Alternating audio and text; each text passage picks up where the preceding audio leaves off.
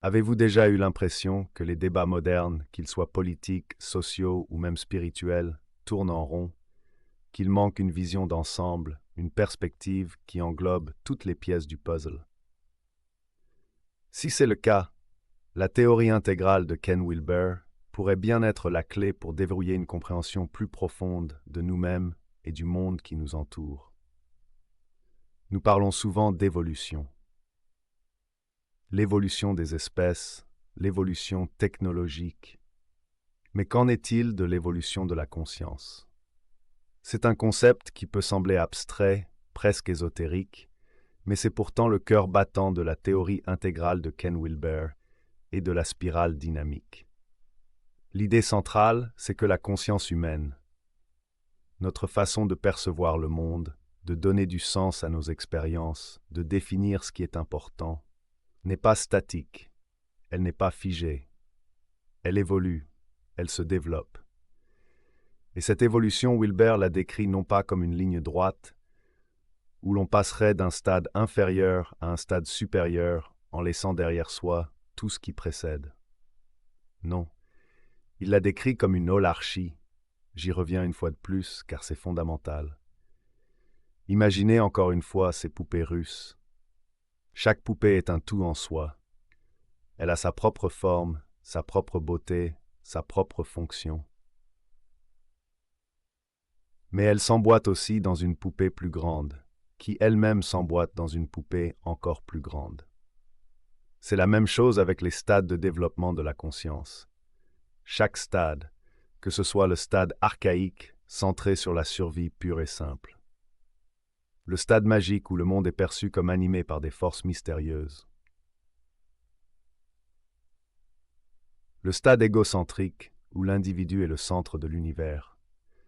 Le stade conformiste où l'appartenance au groupe et le respect des règles sont primordiaux. Le stade rationnel où la logique et la science deviennent les outils privilégiés pour comprendre le monde.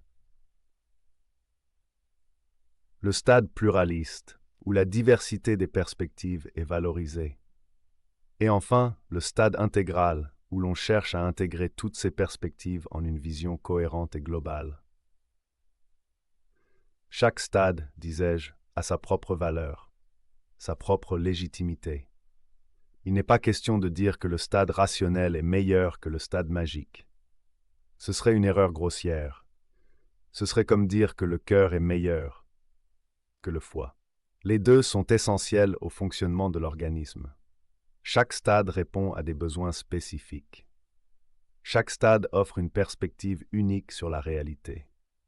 Le stade magique, par exemple, peut nous connecter à une dimension du sacré, à une intuition profonde que le stade rationnel, avec son obsession pour la preuve et la mesure, peut avoir tendance à négliger. Le problème, c'est quand on reste bloqué à un stade, quand on s'identifie exclusivement à une seule façon de voir le monde, quand on rejette a priori toute perspective qui ne correspond pas à notre propre vision. C'est là qu'intervient le concept clé de Wilber, transcender et inclure. L'évolution de la conscience, ce n'est pas une question de rejet, mais d'intégration. Il ne s'agit pas de nier la valeur de la pensée rationnelle quand on accède à une conscience plus intuitive, plus holistique. Il s'agit de transcender les limitations de la pensée rationnelle, de dépasser son étroitesse, son réductionnisme, tout en incluant sa rigueur, sa précision, sa capacité d'analyse. C'est un processus dynamique, un mouvement constant d'aller-retour entre les différents niveaux de conscience. C'est une danse entre la transcendance et l'intégration. Et c'est cette danse qui nous permet de grandir, d'évoluer, de devenir des êtres humains plus complets, plus conscients, plus capables d'embrasser la complexité du monde. Imaginez une carte. Pas une carte géographique ordinaire, mais une carte de l'expérience humaine. Une carte qui tenterait de représenter toutes les dimensions de notre être, de notre conscience, de notre réalité. C'est l'ambition, ni plus ni moins, des 4 cadrans de Ken Wilber. Ces quadrants, ce sont comme 4 fenêtres. 4 perspectives fondamentales à travers lesquelles nous pouvons observer et comprendre n'importe quel phénomène.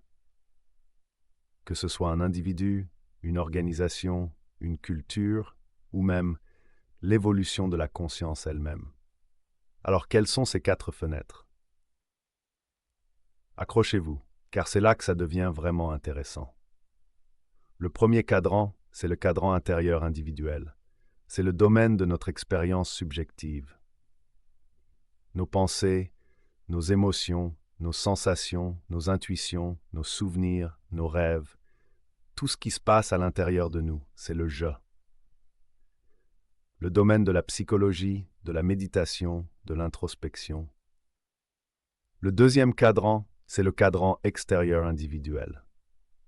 C'est le domaine de notre corps physique.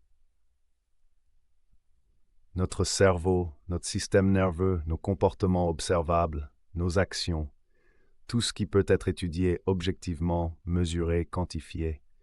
C'est le ça, le domaine de la biologie, des neurosciences, du behaviorisme. Remarquez déjà une chose cruciale. Ces 2 premiers cadrans représentent 2 perspectives radicalement différentes sur la même réalité. L'individu. L'une est intérieure, subjective, qualitative. L'autre est extérieure, objective, quantitative. Et Wilber insiste, les 2 sont indispensables. Négliger l'une, c'est se condamner à une compréhension partielle, incomplète. Passons maintenant aux 2 autres cadrans. Le troisième cadran, c'est le cadran intérieur collectif. C'est le domaine de la culture. Des valeurs partagées, des normes sociales, des visions du monde, des mythes, des symboles, des langages. Tout ce qui constitue le tissu invisible qui relie les individus entre eux. C'est le nous, le domaine de la sociologie, de l'anthropologie, de l'herméneutique. Le quatrième cadran, c'est le cadran extérieur collectif. C'est le domaine des systèmes sociaux, des structures politiques, économiques, technologiques, écologiques, des institutions, des organisations, des réseaux, tout ce qui peut être observé et analysé en termes de structure, de fonction, de relation, c'est le eux ou cela. Le domaine des sciences politiques, de l'économie, de l'écologie. Alors quel est l'intérêt de tout cela? L'intérêt, c'est que ces 4 quadrants nous offrent une grille de lecture complète de la réalité. Ils nous rappellent que tout phénomène a 4 dimensions indissociables. Prenons un exemple concret, la dépression.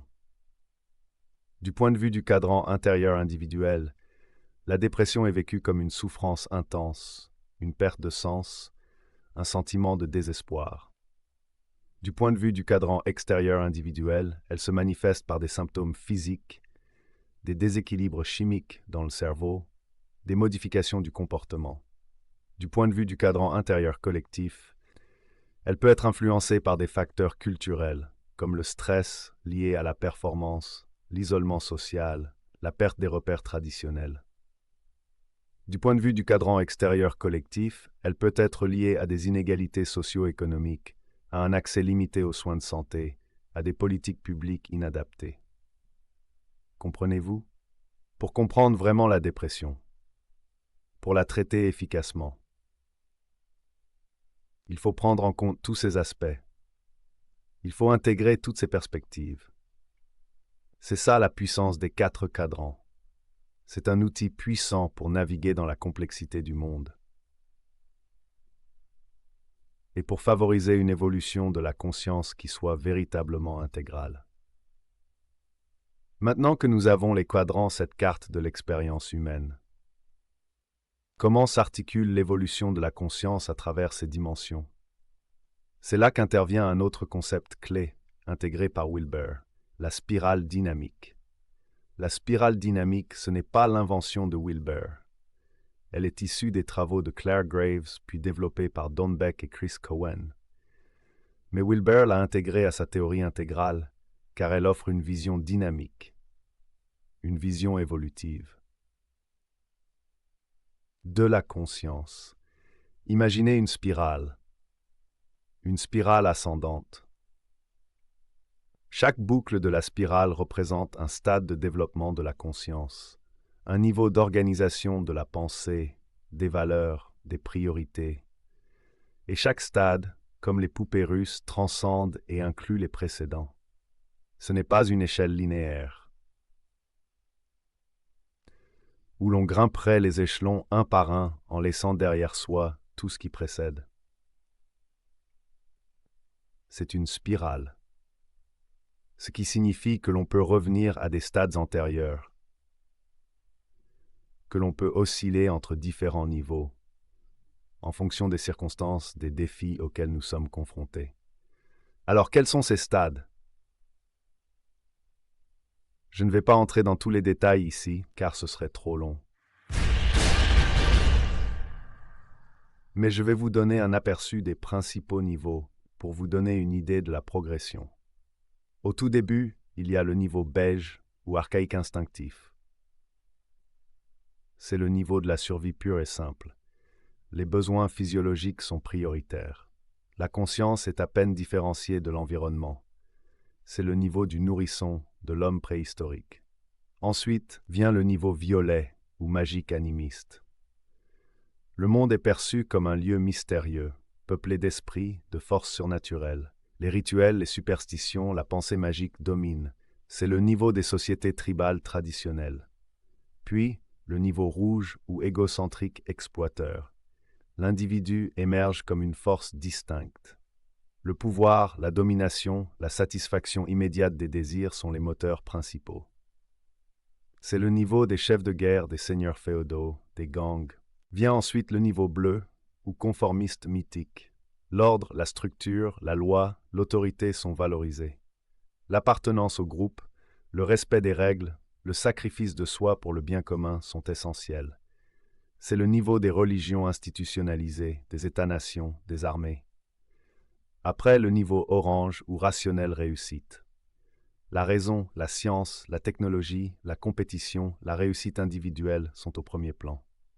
L'individu cherche à comprendre le monde, à le maîtriser, à progresser matériellement. C'est le niveau du capitalisme moderne, de la science occidentale, de l'entrepreneuriat. Ensuite, le niveau vert ou pluraliste égalitaire. La sensibilité, l'empathie, la justice sociale, l'environnement, la diversité des perspectives sont valorisés. On cherche à dépasser les hiérarchies, à promouvoir l'égalité, à construire un monde plus harmonieux. C'est le niveau des mouvements sociaux, de l'écologie, du multiculturalisme. Et enfin, le niveau jaune ou intégral systémique. C'est un niveau de conscience qui cherche à intégrer tous les niveaux précédents. À voir le monde comme un système complexe, interconnecté, à embrasser la diversité des perspectives tout en reconnaissant leur validité relative, à agir de manière à la fois efficace et éthique. Et il y a même un niveau au-delà, le niveau turquoise ou holistique. Un niveau dont nous avons très peu de représentation. Ce qui est crucial de comprendre, c'est que chaque niveau a ses forces et ses faiblesses, ses lumières et ses ombres. Aucun niveau n'est meilleur qu'un autre en soi. Tout dépend du contexte. Le défi, c'est d'être capable de naviguer à travers ces différents niveaux. D'activer le niveau le plus adapté à la situation. D'intégrer les leçons de chaque stade. Pour devenir un être humain plus complet, plus conscient, plus intégral. C'est ça l'odyssée de la conscience humaine. Une odyssée en spirale. Nous avons vu la spirale dynamique, cette succession de stades de développement de la conscience. Nous avons vu les cadrans, ces 4 perspectives fondamentales sur la réalité. Mais quel est le mécanisme? Quel est le moteur qui nous permet de passer d'un stade à l'autre? C'est là qu'intervient le concept central de Wilber, transcender et inclure. Ce concept, c'est la clé de voûte de toute la théorie intégrale. C'est ce qui distingue une véritable évolution de la conscience d'une simple régression ou d'une fixation à un stade donné. Transcender. Qu'est-ce que cela signifie réellement? Cela ne signifie pas rejeter. cela ne signifie pas détruire. C'est une erreur fréquente, une mauvaise interprétation de la notion de développement. Transcender, cela signifie dépasser les limitations d'un stade donné. Cela signifie aller au-delà de ses étroitesses, de ses rigidités, de ses contradictions. Cela signifie élargir sa perspective, approfondir sa compréhension, intégrer de nouvelles informations, de nouvelles expériences. Prenons un exemple. Un enfant au stade égocentrique a du mal à comprendre le point de vue des autres. Il est centré sur ses propres besoins, ses propres désirs. Pour lui, le monde tourne autour de lui. Transcender ce stade, cela ne signifie pas nier ses propres besoins. Cela ne signifie pas devenir un altruiste absolu qui s'oublie complètement. Non. Cela signifie développer la capacité de se mettre à la place des autres, de comprendre leurs motivations, leurs émotions, leurs perspectives. Cela signifie élargir son cercle d'empathie. Mais, et c'est là que le deuxième terme est crucial, il ne suffit pas de transcender. Il faut aussi inclure. Inclure. Qu'est-ce que cela signifie? Cela signifie conserver ce qui est valable, ce qui est essentiel, ce qui est fonctionnel dans le stade précédent. Cela signifie intégrer les leçons apprises, les compétences acquises, les perspectives développées. Reprenons notre exemple. L'enfant qui transcende le stade égocentrique ne perd pas sa capacité à prendre soin de lui-même. Il ne renonce pas à ses propres besoins. Il intègre cette capacité dans une perspective plus large. Une perspective qui inclut aussi les besoins des autres. C'est ça la clé. Transcender et inclure, c'est un mouvement dialectique, un mouvement de dépassement et d'intégration, un mouvement qui nous permet de devenir plus. Pas moins, si l'on ne fait que transcender. Sans inclure, on risque de tomber dans une forme de régression spirituelle. On risque de rejeter des aspects fondamentaux de la réalité, de se couper de sa propre humanité. Par exemple, quelqu'un qui chercherait à atteindre un état de conscience transpersonnel, en niant complètement son ego, en rejetant toute forme d'attachement, risquerait de se perdre dans une forme de dissociation, de déconnexion du monde. Inversement, si l'on ne fait qu'inclure, sans transcender, on risque de rester bloqué à un stade donné, on risque de s'enfermer dans une vision du monde limitée, de refuser toute évolution, toute remise en question. Par exemple, quelqu'un qui resterait figé au stade conformiste, en acceptant aveuglément les dogmes, les règles, les traditions de son groupe, sans jamais les interroger, sans jamais les remettre en perspective, risquerait de devenir intolérant, rigide, fermé à toute nouveauté. Donc, transcender et inclure. C'est un processus constant, un processus dynamique, un processus qui exige de nous une ouverture d'esprit, une flexibilité, une capacité d'adaptation. C'est le moteur même de l'évolution intégrale. C'est la clé pour accéder à une version plus sage, plus complète de nous-mêmes. Merci beaucoup d'avoir regardé. Si vous avez aimé cette vidéo, n'oubliez pas de mettre un pouce bleu et de vous abonner pour plus de contenu comme celui-ci. J'adore lire vos commentaires, alors n'hésitez pas à en laisser un en dessous pour continuer la discussion. Partagez cette vidéo avec vos amis pour faire passer le message. À la prochaine.